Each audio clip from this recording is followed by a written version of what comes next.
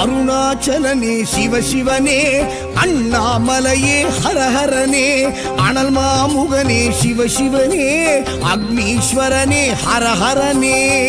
சிவசிவனே ஹரஹரனே, ஹரஹர சிவ சிவ சங்கரனே, எந்நாடுடைய சிவசிவனே, எந்நாட்டவர்க்கும் இறையவனே.